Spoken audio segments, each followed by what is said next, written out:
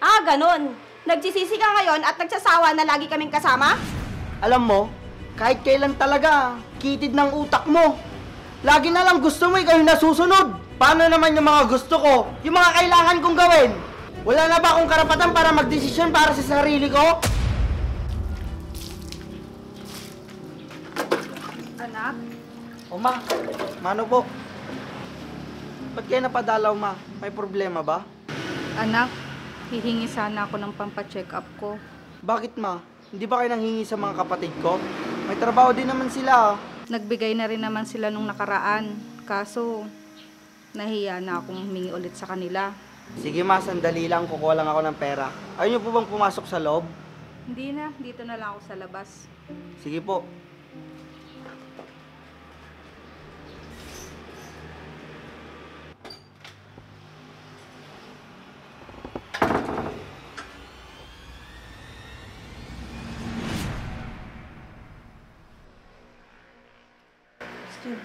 Kanino may bibigay ang pera na yan? Andiyan si mama sa labas. Kailangan niya daw kasi ng pampacheck up. Bakit ba lagi ikaw ang hinihingian niya, samantalang yung mga kapatid mo, hindi? Sabi niya nakabigay na daw sila kay mama. Amin na nga yan. Oh, ba't mo kinuha? Sabihin mo sa mama mo, wala tayong pera. Eh ma, magulang ko siya. Bakit mo ako pinipigilan na bigyan ko siya? Kung ano yung sinabi ko, yun na ang gawin mo. Naiintindihan mo?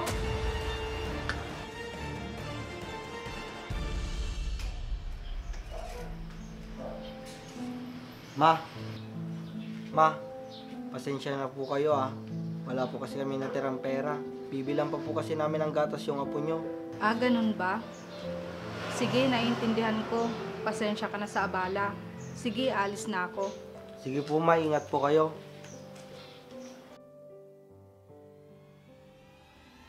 Kay Christian pa talaga hihingi. May mga trabaho naman yung ibang anak niya.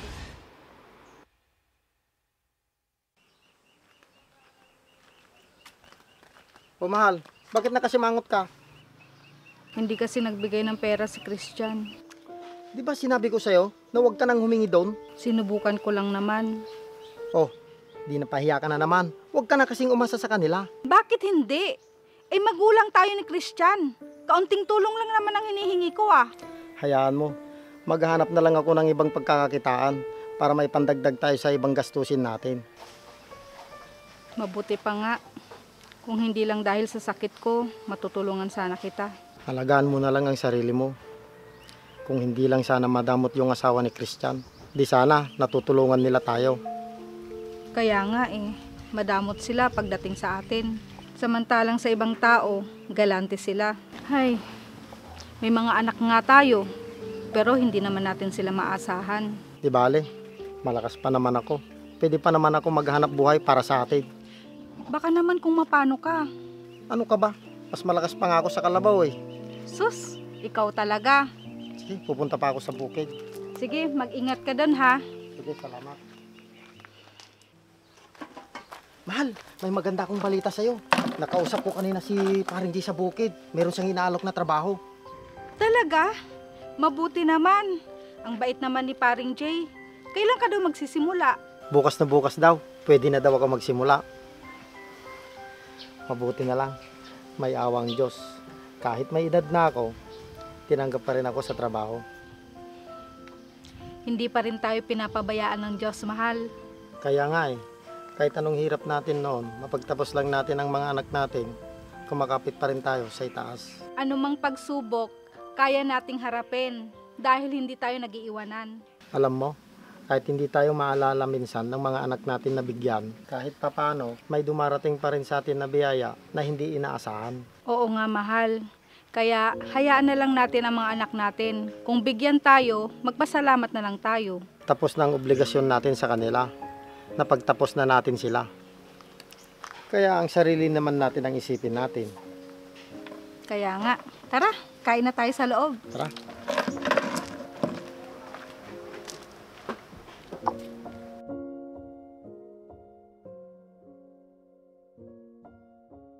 Aray!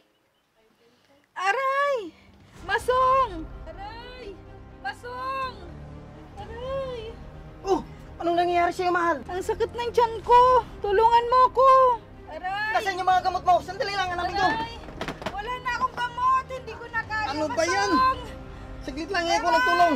Hello, sir! Kailangan po namin ng ambulansya! Kailangan po namin ng tulong! Mitch! Mitch! Ano nangyari sa'yo? Gimising ka! Mitch! Mitch!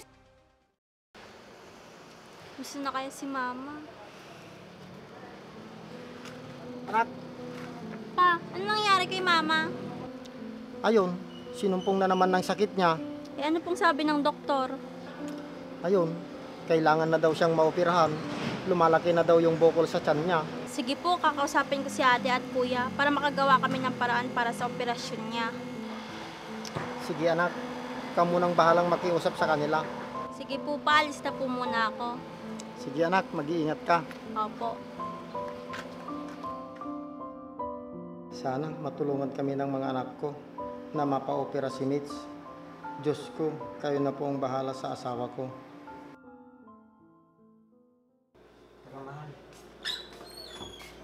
Oo anak, Pa, ano pong nangyari kay Mama? pinatagi siya ng sakit niya anak. Eh ano pong sabi ng doktor? Kailangan daw siyang maoperahan. Mga magkano naman po yung aabutin ng gagastusin pa?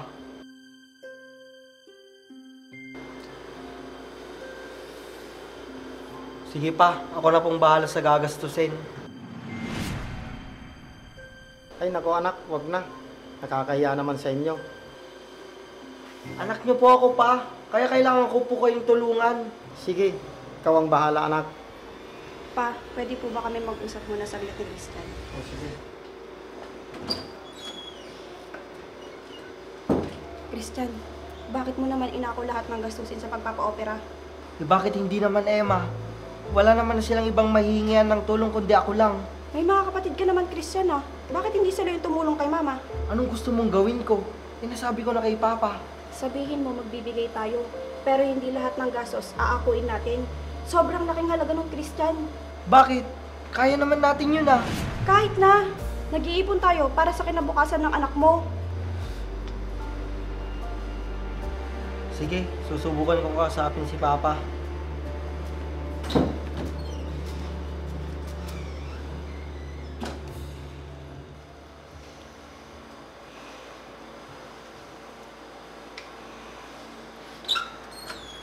Pa, kamusta na po si Mama? Ayos na ba siya? Oo anak. Kaso malaki yung babayaran natin dito sa ospital. May pera ka pa ba dyan? Bakit po pa? Diba sabi po ni Kuya siya na ang bahala? Nagbigay naman ng kuya mo. Kaso 10,000 lang. Ano po? Eh wala pa sa lahat yung binigay niya. Hindi ko alam anak. Baka pinigilan na naman siya ng asawa niya. Ano ba yan? Wala silang awa sa inyo pa. Alam naman nilang hirap po kayo. Sige pa, hihingan ko na lang si Kuya Bart at yung iba gagawan ko na lang ng paraan. Maraming salamat anak. Sige pa, babalik na lang ulit ako. Sige anak, mag-iingat ka. Opo. Bes, pwede ba akong manghiram ng pera sa'yo?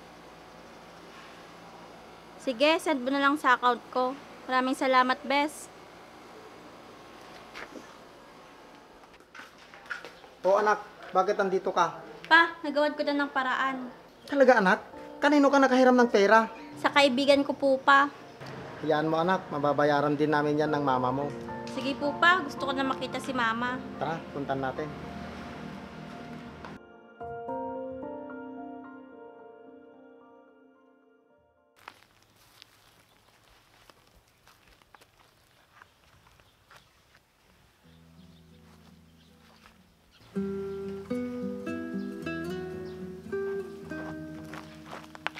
Ano po?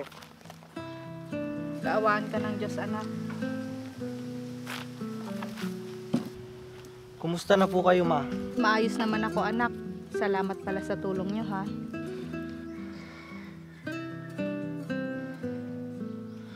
Ma, pasensya na po kayo ah. Kung hindi ko po kayo palagi nabibigyan ng pera. Hayaan mo na yun, anak. Nakakaraos naman kami ng papa mo, kahit papano. Si Emma po kasi, pinipigilan niya pong bigyan ko po kayo. Wala naman kaming magagawa doon, anak, dahil asawa mo siya.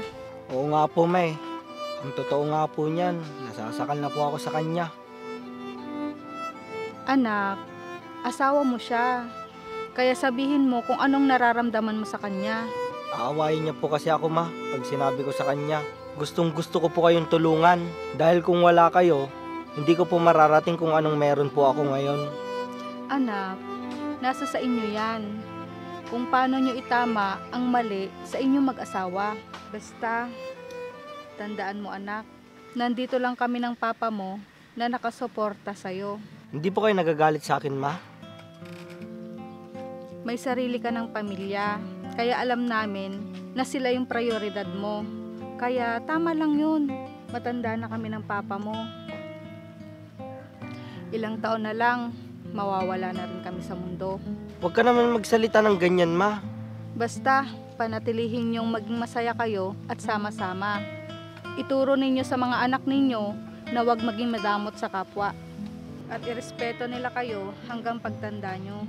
Opo, ma. Tatandaan ko po yung mga sinabi nyo. Buti na lang po nakausap ko po kayo.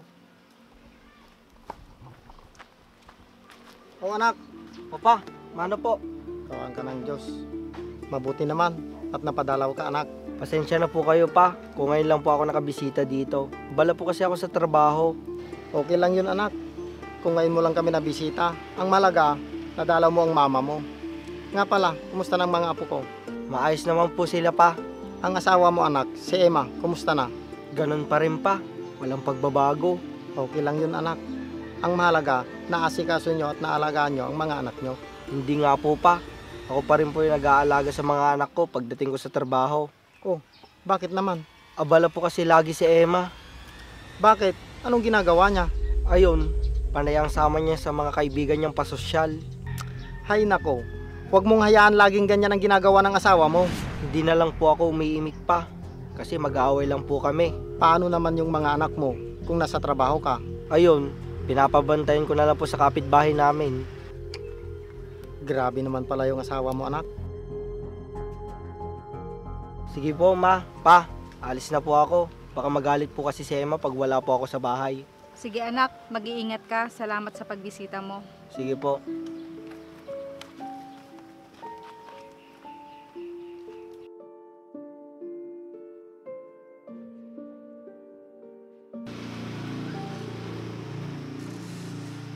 Hoy Christian, mamasyal naman tayo sa Baguio.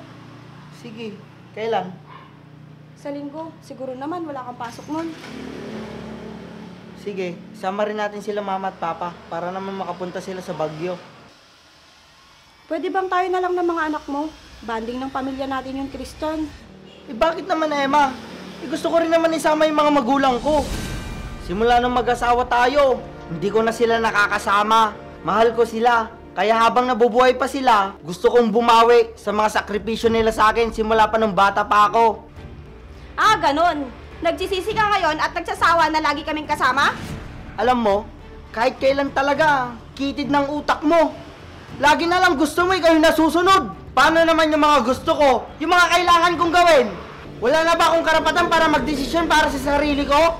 O di sige, magdesisyon ka para sa sarili mo. Gusto mong makasama yung magulang mo, di ba? Sige, pumunta ka sa kanila. Ipasyal mo sila kahit saan. Pero huwag mong isasama yung anak natin. Hindi ko na alam kung anong gagawin ko sa'yo. Simpleng bagay lang, pinapalaki mo. Hala sige, lumayas ka. Sumama ka sa nanay mo at huwag ka nang babalik dito.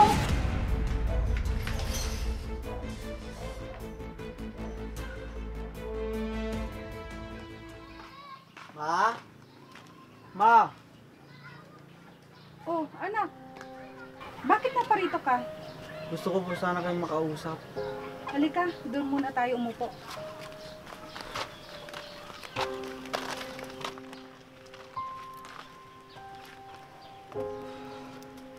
Ano ba yung gusto mong sabihin sa akin? Parang may problema ka. Ma, nag-aaway po kami ni Emma. Oh, ano naman ang pinag-awayan yung dalawa? Tungkol po sa inyo, ma. Bakit? Sinabi ko po na gusto ko po kayong isama sa pamamasyal. Bigla na lang siya nagalit. Christian anak, para naman kayong mga bata. Simpleng bagay lang yan. Huwag mo nang patulan. Nakakapikon na din kasi, ma. Hindi kami nagkakasundo sa mga gusto namin. Anak, ganyan din kami ng papa mo noon. Normal lang yan kapag hindi pa kayo umaabot ng 10 taon na nagsasama. Ganun po ba yun, Ma? Kaya anak, mag-usap kayong dalawang mag-asawa. Ayusin niyo yung mga gusot ninyo para sa anak ninyo. Parang hindi ko na po kasi kaya, Ma. Napuno na po kasi ako sa ugali niya. Anak, kailangan mong habaan ng pasensya mo. Alalahanin mo, padre de pamilya ka. Paano yung mga anak mo? Kailangan kanila. Alam ko namang kaya mong baguhin ang ugali ng asawa mo, alang-alang sa relasyon nyo. Opo, Ma. Susundin ko po yung payo nyo. O sige na, umuwi ka na. Inaantay ka na nila. Sige po. Maraming salamat po.